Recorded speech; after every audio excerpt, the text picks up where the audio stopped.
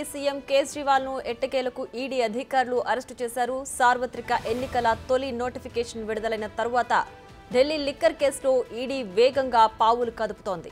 అటు మాజీ సీఎం కేసీఆర్ కుమార్తె ఎమ్మెల్సీ కవిత అరెస్టుతో మొదలైన ప్రకంపనలు ఢిల్లీ సీఎం కేజ్రీవాల్ నివాసాన్ని తాకాయి.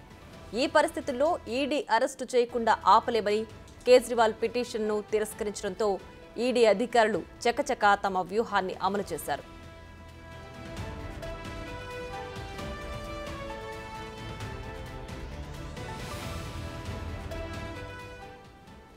పన్నెండు మంది బృందం సాయంత్రం కేజ్రీవాల్ నివాసానికి చేరుకుని సోదాలు నిర్వహిస్తుండటంతో హైటెన్షన్ వాతావరణం నెలకొంది.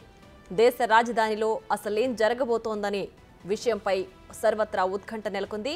ఢిల్లీ లిక్కర్ కేసు విచారణ జరుగుతున్న రౌజ్ అవెన్యూ కోర్టు సీఎం కేజ్రీవాల్కు ముందస్తు బెయిల్ ఇస్తూ వచ్చిన తీర్పు ఎన్నికల వేళ ఆయనకు ఊరటనిస్తుంది అనుకున్నా అది ఎంతోసేపు నిలవలేదు.